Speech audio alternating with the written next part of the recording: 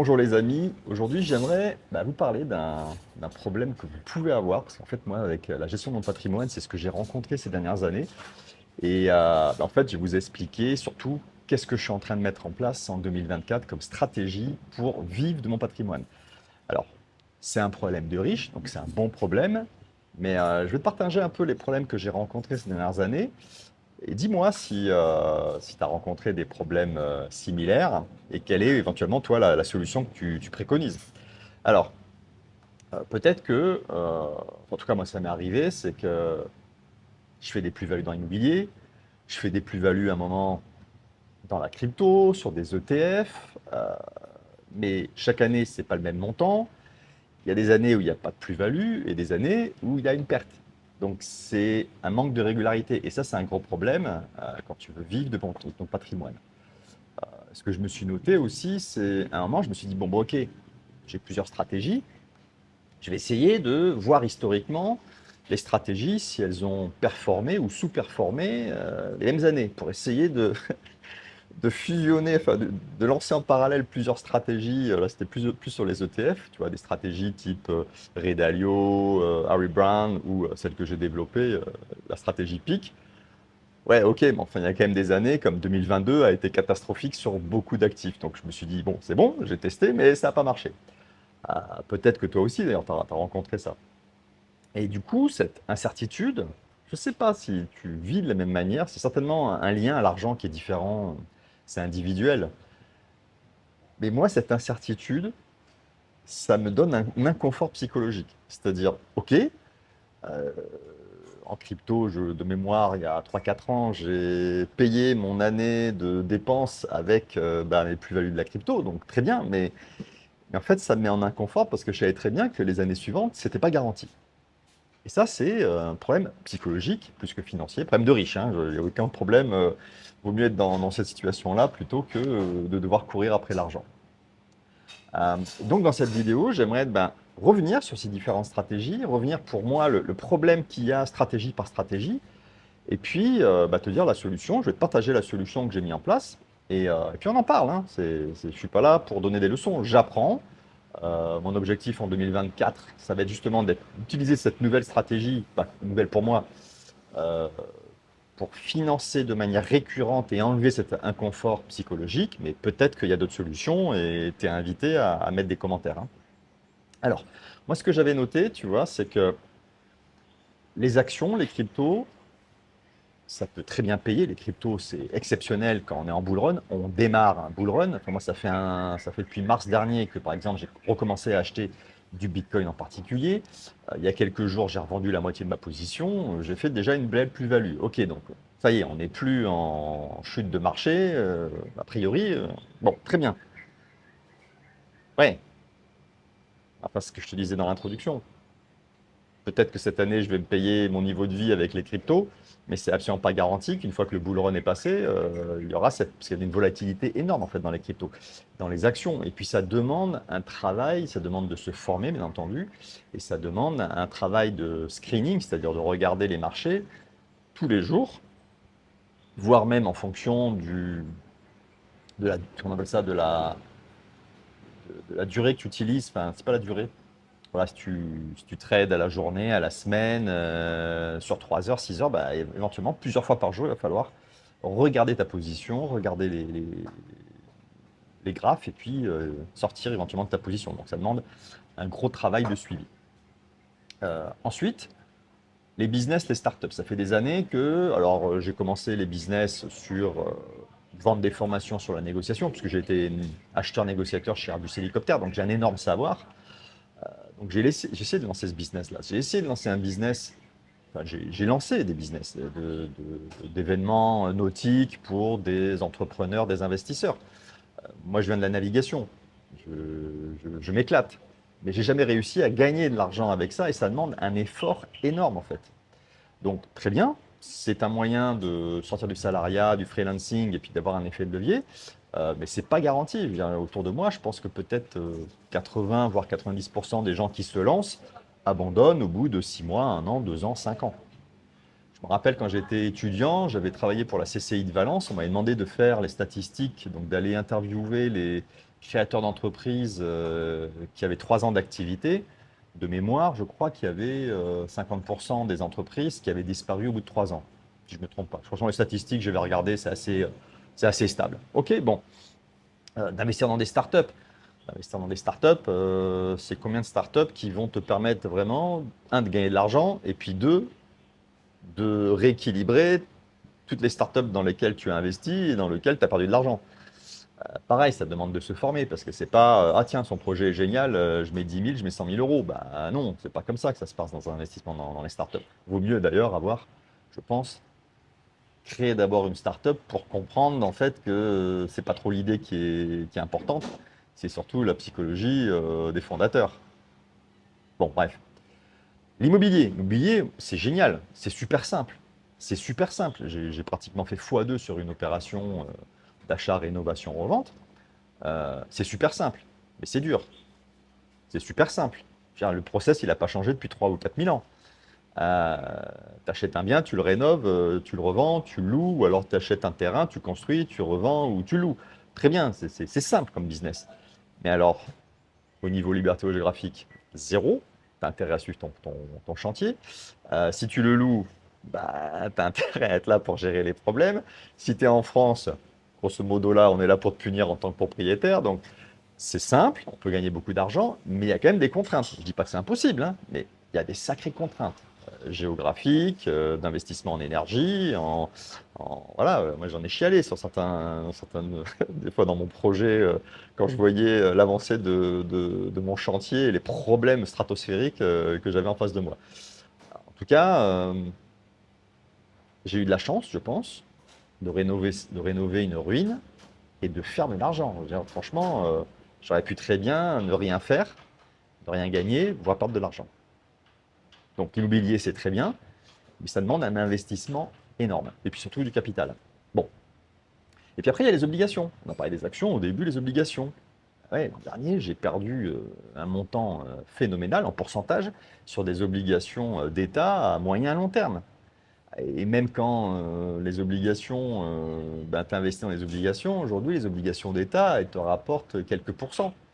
Les obligations d'entreprise, ok, beaucoup mieux. Enfin, de toute façon, plus tu vas prendre de risques, mais puis en plus, si les taux ils baissent ou ils montent d'une année à l'autre, moi c'est ce qui s'est passé l'an dernier, ben, les taux ont monté, la valeur de l'obligation a chuté. Enfin, moi, bah, santé. Qu'est-ce que c'est? Du gingembre fermenté. Donc, j'ai essayé toutes ces stratégies, j'ai gagné de l'argent, mais comme je le disais, c'est que tu as un investissement immobilier qui s'est arrêté, il faut que tu en relances un. C'est-à-dire que tu acceptes en fait pendant peut-être 5 ou 10 ans le temps de montrer un énorme patrimoine, et ça peut être une stratégie intéressante, d'être géographiquement au même endroit, de gérer ça, de gérer les problèmes de la construction, les problèmes des locataires. Alors, euh, j'ai essayé, j'ai gagné de l'argent, j'en ai perdu, et j'en suis arrivé à la conclusion que, ok, c'est bien, mais ça ne me suffit pas. L'inconfort que je vis à me dire, l'argent n'est pas, ma rémunération n'est pas garantie, voire je risque de perdre de l'argent, ce qui a été le cas en 2022. Hein. Mon patrimoine global a baissé à cause des obligations, en l'occurrence. Mystique dans l'œil, non, je sais plus. Alors, il y a un peu plus d'un an, en fait, en suivant sur YouTube des influenceurs, voyage, digital nomade, digital capitaliste, je suis tombé sur Mark Bluersky. Je te mettrai le lien dans la description. Ça sera le deuxième lien dans la description. Puis en fait, je suis tombé sur quelqu'un, une personnalité très particulière, mais ok, mais il partageait surtout, au-delà de son voyage, il partageait les investissements, son avis sur des projets de crowdfunding. Crowdlending, financement participatif, que ce soit sur de l'immobilier tokenisé, des opérations de marchand de biens, des opérations d'investissement immobilier, bref. Je découvre ce monde et puis je me rends compte que le minimum d'investissement, ça dépend des plateformes. Il y a des plateformes qui demandent à investir minimum, je crois, 50 euros. Realty, là, aux États-Unis. Je me demande si la première brique, c'est pas un euro minimum. J'ai un doute. J'investis plus sur cette plateforme parce qu'il faut être présent au moment du lancement des collectes et en quelques secondes, c'est terminé. Moi, j'ai pas de temps, enfin, c'est pas mon objectif de courir. Puis en plus, je considère que ça fausse l'analyse parce qu'on est plus dans l'urgence de pouvoir investir plutôt que de bien analyser le projet. Dis-moi ce que tu en penses, hein, si tu investis sur la première brique. Enfin bon, il doit être entre 1 et 50 euros le minimum. Et puis, certaines plateformes qui vont te demander le ticket d'entrée à 2000, 2500 euros, de ce que je vois. Mais enfin bon, au milieu, tu as des investissements à 1000 euros minimum. Enfin, tu as plein de choses. Donc en tout cas, c'est bien, c'est que tu peux placer ton argent, même si tu n'as pas un gros patrimoine. Ensuite, tu as une multitude de plateformes. Là, j'en suis déjà vraiment au quotidien, je crois, une dizaine. Je sais qu'il y en a une trentaine que j'ai référencées. Et j'ai regardé, j'ai récupéré le fichier européen de l'ensemble des plateformes de financement participatif. Je pense qu'il y a 20 ou 30 000 plateformes rien qu'en Europe. Peut-être 10 000. Enfin, je mettrai le lien d'ailleurs en dessous pour que tu puisses récupérer c'est un fichier Excel qu'il faut télécharger, etc. Bon, donc une multitude de plateformes. OK. Les plateformes, tu n'investis pas dans la plateforme, hein, c'est via la plateforme, c'est-à-dire que c'est un intermédiaire. Si la plateforme disparaît, toi, ton contrat, il est avec l'emprunteur, l'émetteur de l'obligation, l'émetteur de la blockchain, etc. C'est-à-dire qu'en général, la plateforme, et en tout cas, moi, je fais attention à ça, c'est juste un intermédiaire. OK. Ensuite, les avantages, c'est qu'il y a une variété de types d'investissement. Je te parlais de l'immobilier, il y a des projets de collecte. Par exemple, c'est de la facturage. Le facturage, si tu ne sais pas, c'est tu as une entreprise qui a un client et le client va payer dans 3 mois, dans 6 mois, dans 1 an, à la livraison du produit ou du service. Et donc, la facturage, c'est toi en tant que fournisseur, en tant que société, tu vas aller voir quelqu'un pour financer ta facture. On va te donner de l'argent, 3 mois, 6 mois, 1 an et demi avant le paiement prévu. Et donc, tu revends, entre guillemets, ta facture à une société tierce qui, elle, après, va aller récupérer avec ton client, enfin le client de la société, les paiements. OK, donc ça s'appelle la facturation. Tu as des projets comme ça, d'affacturage, tu as des projets agricoles, tu as des projets pour des investissements dans l'énergie. Enfin, tu as une variété. Et donc, si tu investis dans l'immobilier parce que tu adores ça, tu peux. Si tu préfères investir dans les terres agricoles, tu peux. Enfin, et les rémunérations sont différentes. Les rémunérations, il y en a beaucoup au-dessus de 10% par an. Je ne regarde même pas de façon en dessous de 10% par an. Alors, c'est vrai que je te parlais tout à l'heure des obligations. Plus c'est risqué, plus il y a de la rémunération. OK. Alors du coup, puisqu'il y a des rémunérations au-dessus de 10%, j'ai même vu un projet qui payait 44% par an. Mais bon, souvent, là, sur la plateforme que moi, je me suis monté, je vois du 25-30% par an. C'est quand même génial. Quel est le risque? On va en parler. Les risques, dans les plateformes, eux, leur travail, c'est d'aller couvrir le risque, d'aller prendre des garanties. Donc, ils vont aller, si c'est de l'immobilier, des garanties, c'est quoi? C'est au premier prêteur? Non, c'est pas ce terme-là. Enfin, il y a tout un système, il y a toute une variété de garanties, des hypothèques. C'est-à-dire que la plateforme va dire, OK, je collecte de l'argent pour vous, marchand de biens, mais je veux être garanti que si votre projet ne va pas jusqu'au bout, si vous vous plantez, l'achat que vous faites, il m'appartient. Je le saisis, je le revends et je rembourse mes investisseurs. Donc après, il faut chacun faire son analyse de risque, mais voilà, il y a très souvent, des garanties en face de l'emprunt. Donc, déjà, on peut estimer son risque. Maintenant, si ça ne suffit pas, il y a un truc génial. Il y a une multitude de plateformes, il y a une multitude d'emprunteurs. Et pour moi, ce que je vois comme très intéressant, c'est que quand on a un patrimoine, on le saucissonne en 10, 20, 50, 100 projets et je vais investir. Enfin, tu peux investir comme ça sur une multitude de projets. Et si à un moment, les plateformes le donnent, il y a une statistique des retards de paiement ou des non-paiements. Donc, si à un moment, tu as un projet qui a du retard ou qui ne paye pas, bon, éventuellement, c'est le temps que la plateforme saisisse le bien, le revende. Mais bon, ça peut durer 1 an, 2 ans, 3 ans, hein, ces retards de paiement. Il y en a peu, ce type de retard-là. Mais l'impact sur ta performance globale, si tu investis sur 100 projets, qu'il y a un projet qui plante, Ça te coûte 1 point, grosso modo. D'ailleurs, j'avais fait une vidéo sur l'analyse de risque. Je te mets le lien dans le i pour info. Enfin, je ne sais pas si ça marche toujours sur YouTube ou alors tu auras le lien dans la description. Bon, bref, l'analyse du risque, tu peux aussi répartir, pas mettre tous tes œufs dans le même panier. Ensuite, diversité d'outils d'investissement.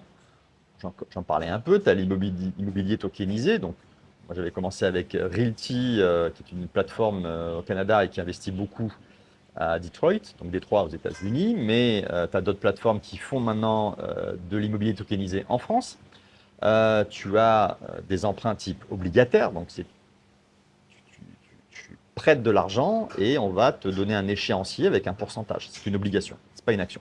Tu as des projets avec des actions tokenisées, par exemple Clean Site Mining, que j'ai testé il y a quelques mois, je suis en train de découvrir. Donc, c'est tu investis, tu deviens actionnaire d'un projet où il finance des fermes de minage en crypto. Voilà. Tu as des NFT, donc des projets qui se basculent en NFT. Ça, je n'ai pas investi, je ne sais pas ce que ça vaut. J'en parle, mais je sais que ça existe, mais je ne dis pas que c'est bien, j'en sais rien. Etc., etc. Donc, plein de façons d'investir ton argent. Ensuite, ce qui est génial, c'est qu'il y a une grosse communauté, où il y a plusieurs communautés de petits porteurs. C'est-à-dire des gens comme toi et moi qui vont investir quelques centaines, quelques milliers d'euros par projet. Et donc, il y a des échanges possibles, soit via des investisseurs, je te parlais de Mark Blursky, mais il y en a d'autres. Et donc, ils ont des communautés. Soit, moi, aujourd'hui, je suis beaucoup sur Twitter, je mets des hashtags de recherche crowdfunding, financement participatif, et je vois passer des gens qui partagent leur investissement, qui partagent en disant, bah, tiens, tel projet, bah, là, il vient d'avoir un gros problème sur telle plateforme. Voilà, donc ça permet d'avoir de l'information, parce que ce n'est pas de l'institutionnel, ce n'est pas du caché, enfin, en tout cas, ce n'est pas nécessairement caché l'institutionnel, mais c'est assez opaque parce qu'on ne sait pas où on va trouver de l'information. Là, l'information est publique. L'information, elle est publique. Si tu veux la trouver, tu la trouves. Et donc, tu peux te renforcer dans ta conviction d'aller investir dans tel ou tel projet, de pouvoir échanger avec d'autres investisseurs, de trouver d'autres investisseurs, de rejoindre des communautés. Et ça, c'est très puissant, c'est très intéressant. Donc, voilà pour moi la découverte, voilà ce que j'ai vu dans le crowdfunding. Et donc, du coup, je te partage maintenant la stratégie que moi, je mets en place pour 2024. Mon objectif en 2024, c'est de pouvoir me générer 3 000 € net par mois. Donc, je pense que ça va me durer 9 mois en investissant sur des projets de crowdfunding. Premièrement, ça, c'est mon objectif. Comment je vais le faire? Je vais répartir, donc, pour l'instant, j'ai décidé de répartir mon patrimoine en 100 parties, donc d'investir sur 100 projets différents. Et du coup, ça va me limiter mon impact, comme j'en parlais tout à l'heure, sur le retard de paiement ou le non-remboursement, l'impact sur ma rentabilité globale. Ensuite, répartition géographique. Je te parlais tout à l'heure de Realty au Canada, États-Unis. Tu as beaucoup de plateformes en France, tu as beaucoup de plateformes en Europe. Donc moi, mon objectif, c'est d'investir mon argent en Europe, enfin, dans les pays occidentaux, Europe, États-Unis, Asie. Je vais commencer à investir, je commence à chercher des plateformes. Si tu en connais, mets-moi le lien, enfin, partage le lien de plateformes connues en dehors du monde occidental, ça m'intéressera. Et puis ensuite, répartir sur différents types de projets. Donc moi, ceux que j'aime bien, c'est les projets agricoles. C'est de la terre. L'agriculteur, il ne va pas partir avec sa terre. D'accord? Quand il met en garantie une partie de ses terrains, ben voilà, il ne met pas en garantie une voiture qui peut changer de frontière et partir à l'autre bout du monde. Ou un bateau. Enfin, tu vois, c'est un actif tangible, mais immobile, vraiment immobile. Immobilier, s'il y a des garanties sur justement un bien immobilier, pareil, tu peux pas partir avec le bien immobilier. Bon, donc sur des projets agricoles, immobiliers, entreprises, la facturage, pour l'instant, je suis tiède parce que pour moi, la problématique de la facturage, c'est que faut connaître déjà celui qui demande de l'argent, mais il faut connaître aussi la situation financière, la santé financière de l'émetteur de la facture. Voilà, si l'émetteur de la facture, c'est Géant Casino qui est en train de faire faillite, je ne suis pas sûr qu'il paye en temps et en heure ou qu'il paye en jour. C'est ça, c'est qu'il faut analyser deux parties. Donc, ça demande plus de travail. Voilà donc ce que j'ai prévu pour 2024. Maintenant, je vais te dire les problèmes moi que j'ai rencontrés, que je suis en train de résoudre par rapport à ça. C'est pas un monde idéal, hein, le crowdfunding.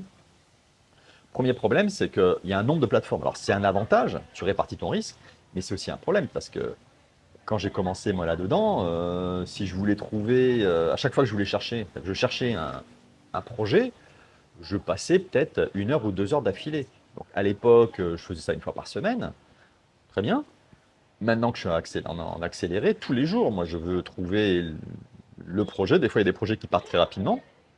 Donc ça veut dire que tous les jours, il faudrait que je consacre 1 à 2 heures. Alors attends, si ça t'intéresse, c'est que voilà, il y a des solutions. Enfin, moi, je me suis créé ma solution. Mais ça, c'est vraiment une problématique, c'est le temps que l'on consacre pour aller se connecter à une dizaine, vingtaine, trentaine de plateformes, d'aller se dire, ah oui, lui, le moteur de recherche, il est différent, par défaut, il ne me donne pas ce que je veux, donc je sais qu'il faut que j'aille cliquer, il faut que je me rappelle, donc il y a tout un paramétrage. Après, c'est présenté à chaque fois de manière différente, tu cliques sur le détail, c'est pas présenté de la même manière, enfin, voilà, ça demande une gymnastique pour pouvoir à un moment prendre une décision. Et puis, mince, attends, celui qui m'intéressait, finalement, je l'ai vu, mais c'était sur quelle plateforme? Tu comprends là? Donc, le nombre de plateformes, le temps pour consulter ce grand nombre de projets, donc tu viens d'en parler, la diversité des moteurs de recherche, des présentations de projets, d'une plateforme à l'autre, voilà. Et oui aussi, c'est que dans certaines plateformes, il y a des notations, alors des notations issues de la plateforme. Voilà, est-ce que c'est un commercial qui met ça? Est-ce que c'est un financier? J'en sais rien. Et puis après, tu as des notations, ce qui est bien avec dans les communautés, donc je reviens sur le fameux Mark Blue Sky, ils analysent certains projets, donc il y a une notation de l'analyste, celui qui a fait l'analyse dans son site, et puis tu as un vote de la communauté. Donc il y en a plein d'autres, hein, dis-moi d'ailleurs, mais partage les autres communautés comme ça avec des notations, ça me permettra de voir aussi ce qui peut se faire. Je suis parti de Mark Blue Sky, je sais qu'il y en a d'autres. Bon, bref. Et moi, je vais te dire ce que j'ai mis en place. Il se trouve que j'ai un côté geek. Quand j'étais étudiant en IUT, j'étais major de promo, donc je me suis toujours. Mon premier métier en plus, c'était formateur sur logiciel financier, donc il y avait du paramétrage, de l'installation, d'après de la formation. Donc je me suis dit, écoute Jérôme, il y a des outils, donc je suis allé me monter mon propre moteur de recherche pour récupérer. Alors pour l'instant, il y a une dizaine de plateformes que je récupère. Voilà, tous les jours, je récupère les projets. Ce qui me permet de moi, en fait, je vais sur ma plateforme. C'est le premier nain en inscription. Je t'en parlerai une prochaine fois.